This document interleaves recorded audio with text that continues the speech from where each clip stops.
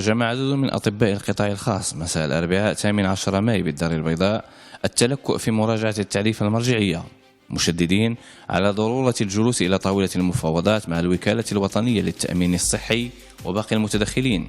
حتى يتسنى تصحيح ما وصفوه اختلالا لا يتماشى موجة التغييرات التي يعرفها المجال الطبي على المستوى العلمي والتقني والبشري، مؤكدين أن المراجعة لا تستهدف المواطن أو غايتها ضرب القدرة الشرائية، وإنما تجويد الخدمات الصحية المقدمة له والحرص على أن يظل القطاع الخاص مستجيبا لكل الطلبات، سيما وأن التدخلات العلاجية تتم على عجل ولا تعرف أي تأجيل.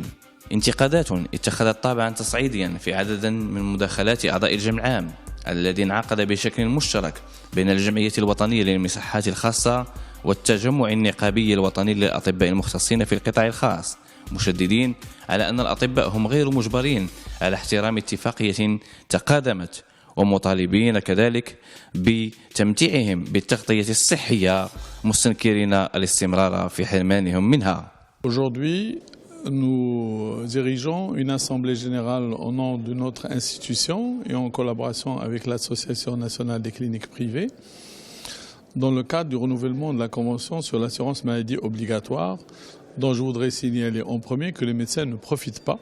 vu que tous les médecins privés n'ont ni assurance ni aucune couverture sociale, et ils militent pour ça depuis des décennies. Et grâce à Sa Majesté, un projet est déposé au Parlement depuis quelques semaines, mais il peine à avancer parce que la Chambre des conseillers a décidé de ne pas le traiter pour l'instant. En parallèle avec ça, nous sommes aujourd'hui pour discuter avec les médecins des conditions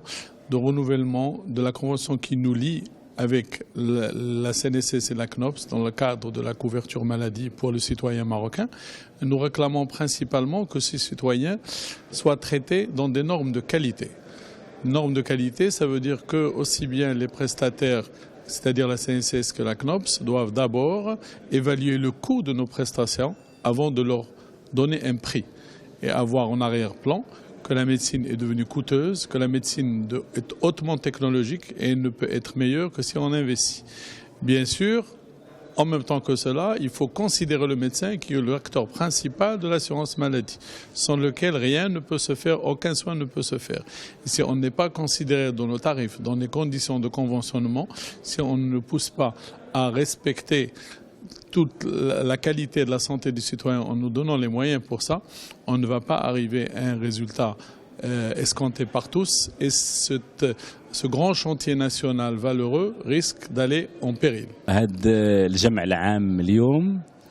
نظرا لأن كاين حسب ما ينص عليه القانون الاتفاقية اللي هي بين المصحات وبين صناديق ديال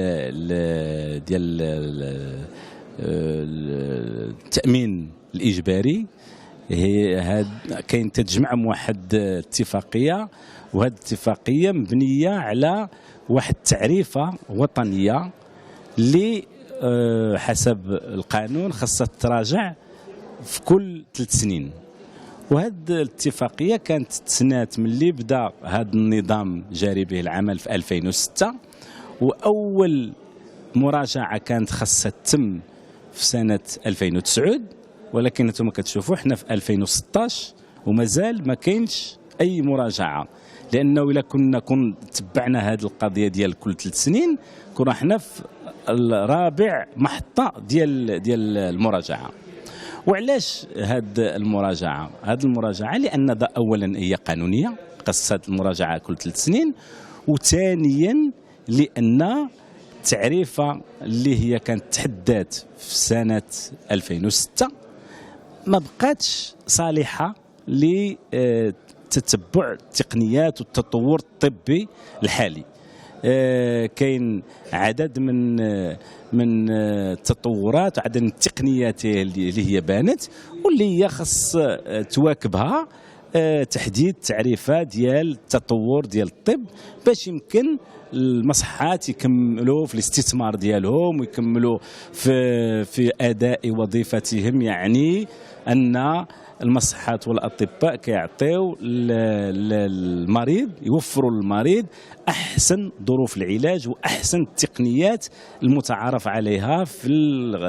الطب. هو الكلام اللي يمكن نقوله هو بيننا وبين المؤسسات ديال التغطيه الصحيه كيف ما كان نوعها، هي كاينه واحد الشراكه اللي كيخص فيها لا ضر لا ضرار، لان المصلحه الاولى وهو المواطن المغربي اللي كيخصنا نوصلوا له واحد الصحه في المستوى اللي كتطلبها العالم باسره.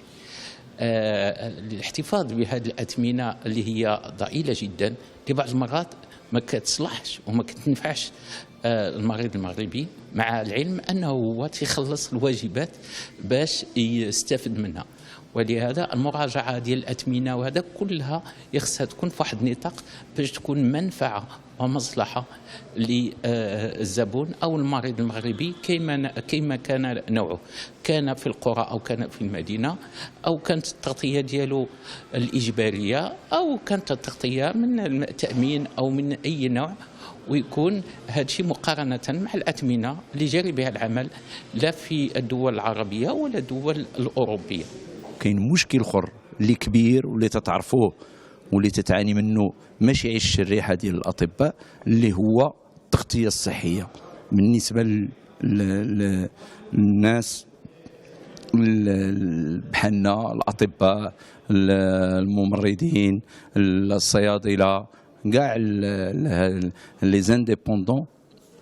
الناس الحرين كلهم ما عندهمش تغطيه صحيه، وهذا حيف بالنسبه لهم، لحقاش تنعرفوا بانه الحكومه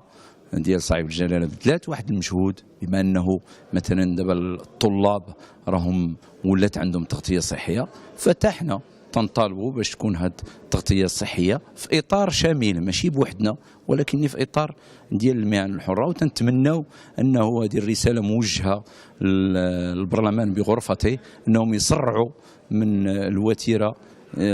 ديال المصادقه على هذا المشروع، لحقاش باقي قدامه باش يمكن ليه يكون. وايضا تتعرفوا بانه الطبيب ما عنده تغطيه صحيه، ما عنده تقاعد.